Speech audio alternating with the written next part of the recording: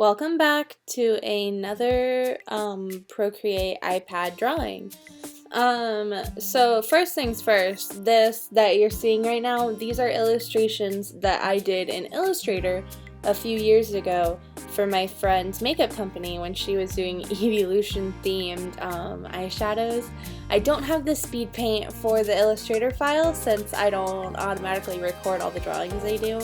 But these are my drawings that I'm like tracing the shapes of for reference. I'm not like tracing another artist's artwork. I believe that tracing artwork for profit or for clout is wrong and should not be done. But if you're doing it on your own time, just to like practice and learn, I think it's like more fine that way. I still wouldn't attempt to like profit or even really post it without the artist's permission. There's a hard line difference between tracing and referencing. Referencing is very good. A lot of artists do it. It's very helpful. There's not anything inherently wrong with it as long as you're crediting the people who you're referencing from. However, tracing is just like it's wrong. Especially, like I said, for clout or for profit, it should not be done. So that is a little tangent that I didn't mean to go off on, but here we are. I think it's an important rule for artists to know, because it's come to my attention recently that some artists weren't aware that tracing other people's artwork for like profit and for gain isn't like a not okay thing to do. Like they thought it was okay, and it's not. It's simple as that. Yeah, so with that all out of the way, how are you guys? What's up? What's going on? Hopefully we're going on that content train that I was talking about in my last video, you know, being consistent and having an actual upload schedule and making more content to go with my creations. So this artwork is kind of old actually. Let me pull up the Procreate information. If you use Procreate, you know it automatically records your drawings, which is why you don't see the cursor, the pen, or anything on this. It records every stroke. If you go to the wrench at the top of your artwork, whenever you open up an artwork, you can go to Canvas information. So let's see, I did this artwork July 20th, 2019, and it was a total of 5,536 strokes, and it took me 4 hours and 27 minutes to do. Which is funny because this video is coming out longer than the Animal Crossing one, and I just realized that in the Animal Crossing one I said I did that either right before or right after New Horizons came out, but that's not true because I did that one in 2019 and New Horizons came out in 2020, and I just realized that. Oops! Oh well. So anyways, these are my drawings of the Eeveelutions. I just wanted to redraw them from these last drawings that I had done before. You can see to the side of the page. Once again, using the Bardo brush Copycat brushes, which are my absolute favorite Procreate brushes to use. Definitely worth the money. I use them, and I want to say like half the artwork that I do in Procreate, the other half I'm just using like the default like liner brush, you know?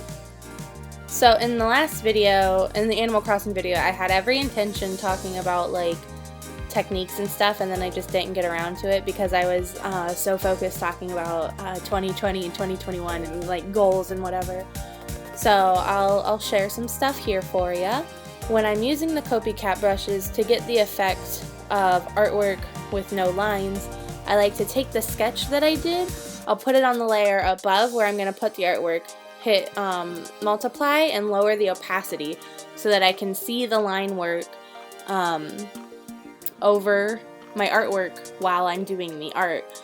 The Copycat brushes are slightly like see-through when you use them, so I like to go over 2 to 3 times in the same areas with the same brush to make sure that it is all filled and completely opaque. I think that's the correct word that I was looking for. So they also have the texture brushes that come with it.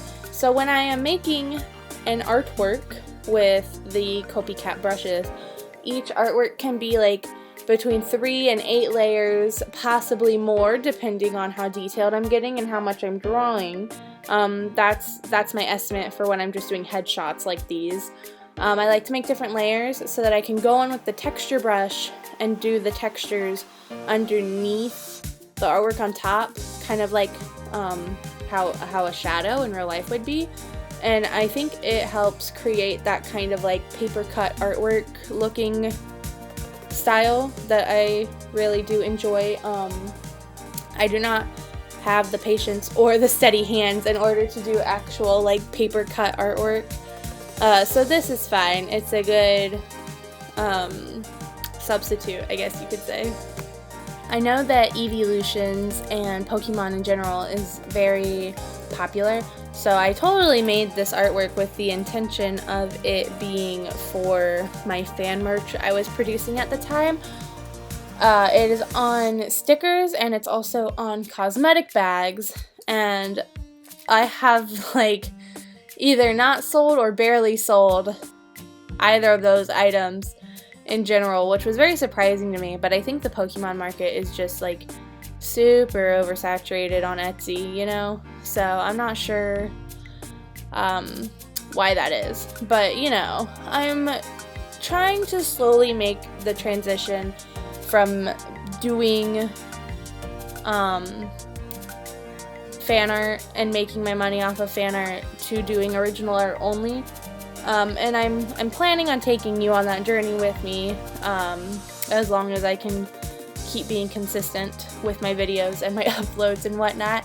I really do want to share business tips and tricks and whatnot and art techniques that I have learned in my long time of being alive.